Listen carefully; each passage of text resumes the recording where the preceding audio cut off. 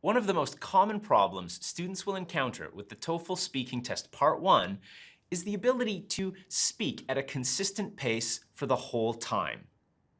Let's fix this.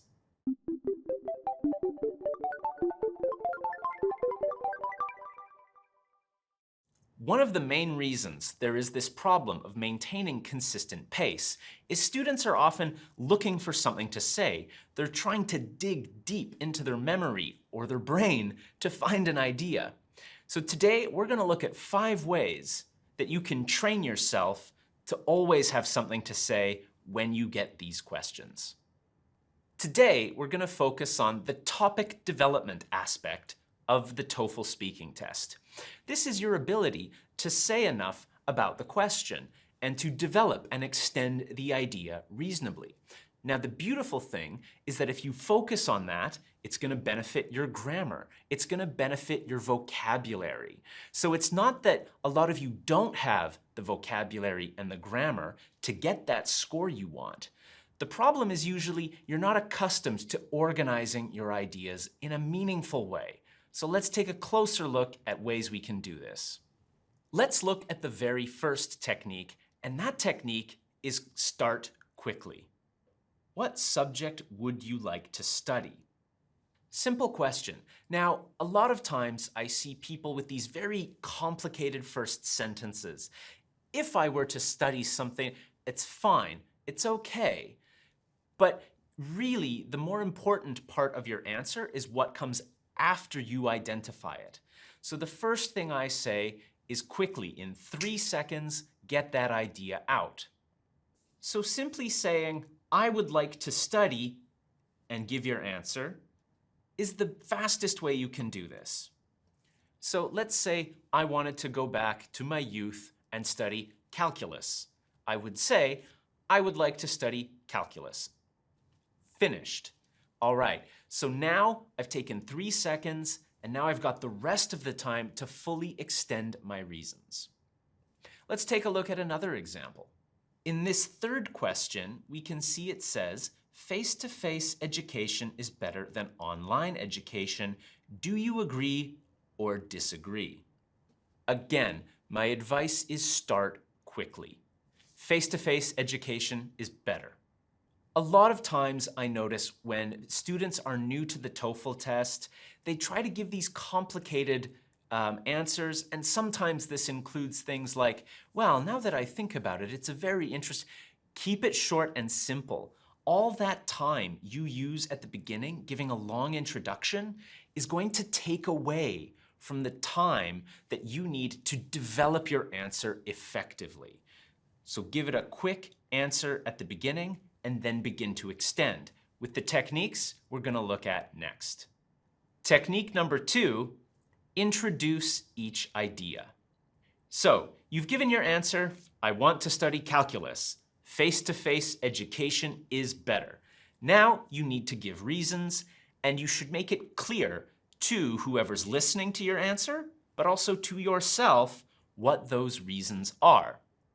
Let's look at that second example of face-to-face and online education. My position, face-to-face education is better. The first reason is, when you're learning, it's important to have classmates with you that you can ask questions with and that you can talk to about your problems. And from here, I can extend a little bit more.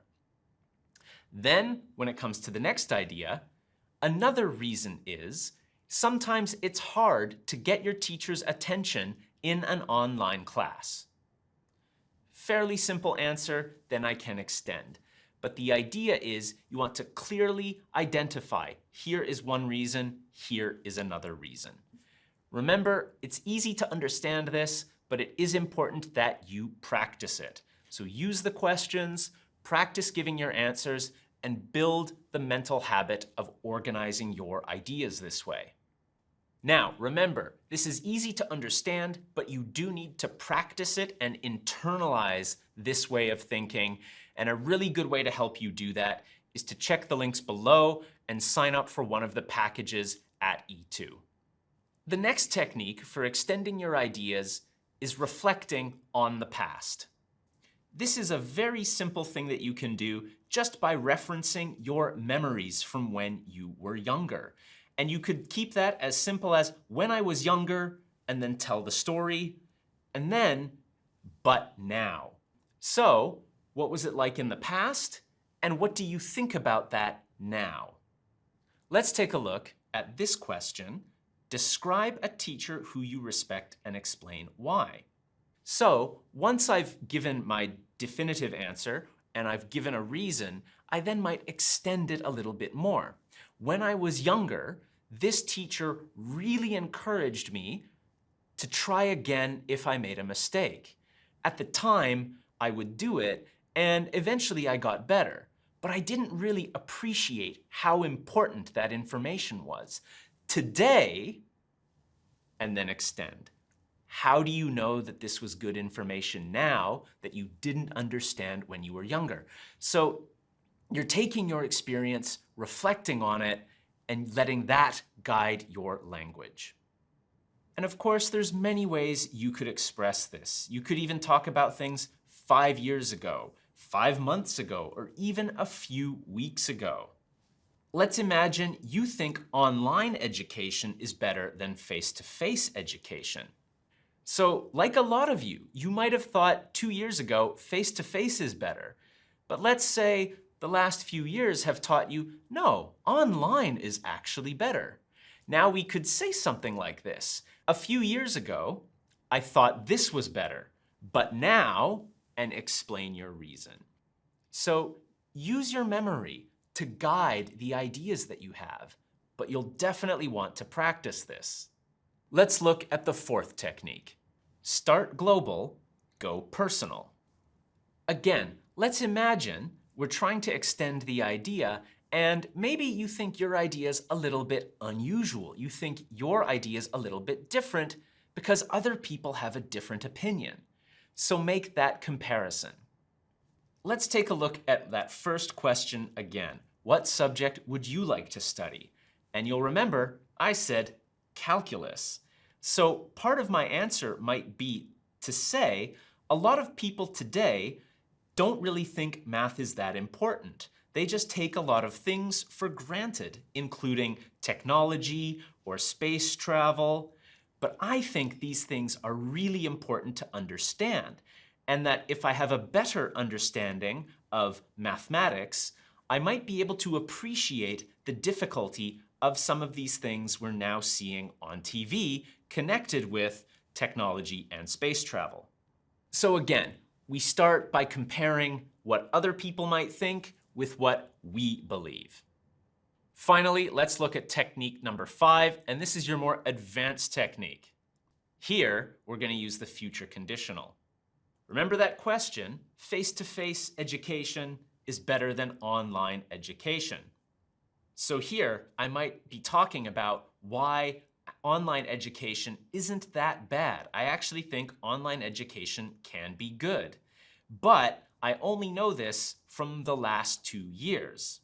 So I might say, I never would have considered it before, but online education is pretty good. Or 2 years ago, I never would have believed that I could learn online. But after 2 years of being forced to study online, it's actually not that bad. As I said, it's a bit more advanced, but notice, the more I reflect on different ideas, the more I reflect on my past and how I've changed, the more advanced grammar I have the opportunity to use. But more important than that is the idea on focusing on how you change. You don't have to use this advanced grammar to develop your topic, but if you want to get that higher grammar score, you will need to have a richer range of ideas. So remember everybody, practice makes perfect. Why don't you take one of those questions, put your thoughts down in the comments below, and use one of these awesome techniques.